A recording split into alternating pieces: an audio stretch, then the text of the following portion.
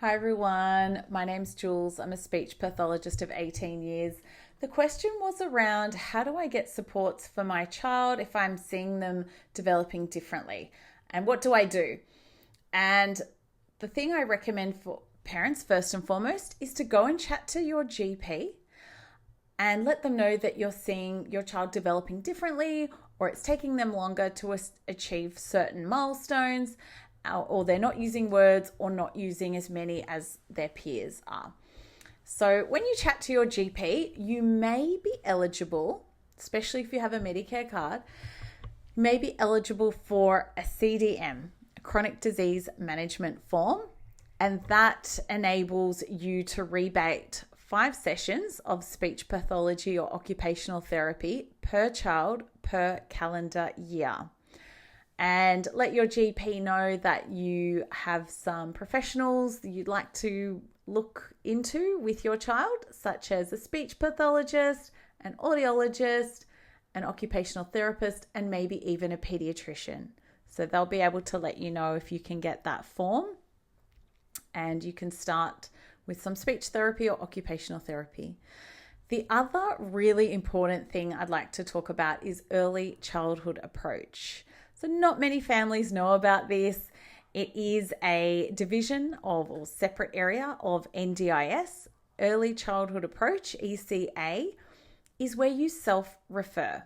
Okay, so Google that, find your local area's phone number for that. And your child would need to have some difficulties or delays in 3 or more areas. Not necessarily having a diagnosis, but some observable differences with the way that they may be talking, if they're understanding, how they're playing, how they're moving, how they're regulating. Are they getting upset often and melting down often? How they're eating and drinking. Is that challenging for them, or do they only eat or drink 1 or 2 items? So definitely reach out and have that discussion with early childhood approach to see if you could potentially get a package of funds, so some money that you can access for your child to go and see a speech pathologist weekly or an occupational therapist weekly, or it could be a dietitian or a physio, whatever's needed. The biggest challenge for me is seeing that there are children out there that need these supports, but there's a bit of a barrier in getting the family to access them or to reach out and maybe ask for some support.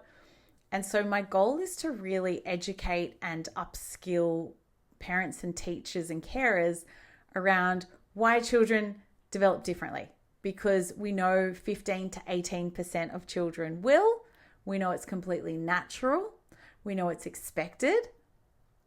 We know the government's put aside a whole heap of funding for these children to help them in the most important early years where it makes the biggest difference of their whole life, which is 0 to 7.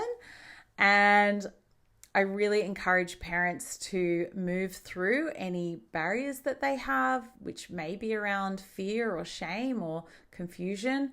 And I'd really like to clear those up and help them progress past those and go straight to helping their children. So in some cultures, it may be perceived that the parent has done something wrong or they haven't tried hard enough if their child is developing differently or slower than their same aged peers.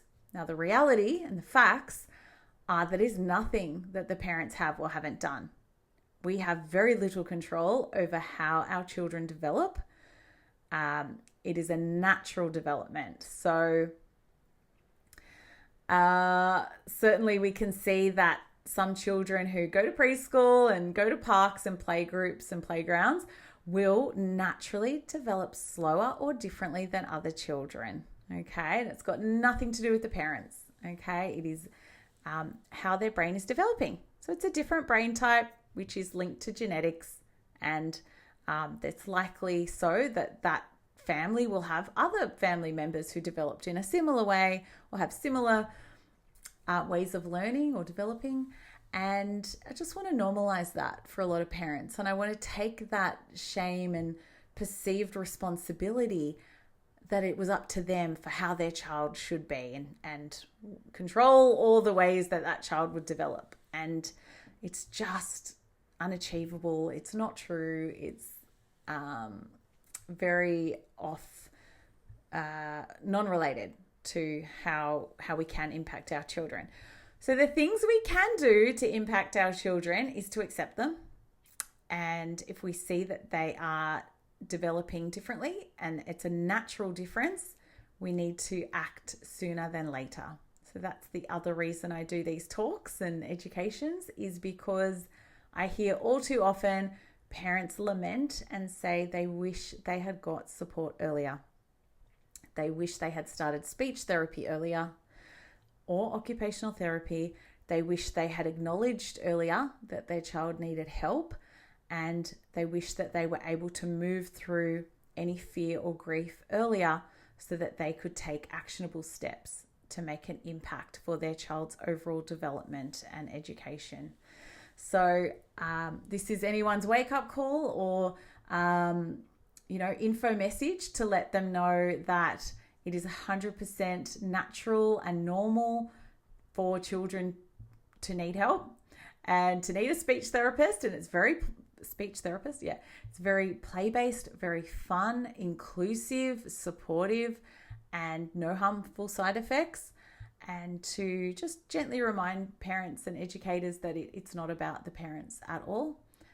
Anything they have or haven't done, it is a natural brain difference. Okay, so for example, saying a child is a lazy talker or, lazy with their this or that is like saying that someone who uses crutches is a lazy walker. Okay, that just is not the child's fault. They have a natural difficulty and they are struggling. So we want to help relieve that and get them to the place where they need to be, and start to grow and thrive in a way that's meaningful for them. And we are really looking forward to supporting parents on that journey as well. If you are feeling like, and I can relate to this personally because both of my children needed speech therapy, ironically. If you are in a space where you are feeling, a bit weighed down, a bit uncomfortable, a bit unsure, I do encourage you to get support for you. Put yourself first. Get someone who can hear you and hold space for you, so that then you can move forward and be the best version of yourself, the best parent for you and your children. So, there's those wonderful resources out there. Medicare, the chronic disease management form, early childhood approach. Okay, Google that number for your area. And there is also, you can use community health, which is also free. So Google where your local community health is and put your child's name down for that. And you can also pay privately. Yes, it does add up. However, if you do have private health insurance, they will usually rebate on that too. So there are lots of options. There's different pathways. I encourage you to get the ball rolling now. We're at the end of 2025. If you start setting this up now, in 2026, your child's year is going to look very different, and so will yours. And you'll have lots of opportunities, you'll have lots of changes, you'll have more answers, and you'll be more calm. So that's my, closing off for 2025 and looking forward to a really positive, action-based 2026.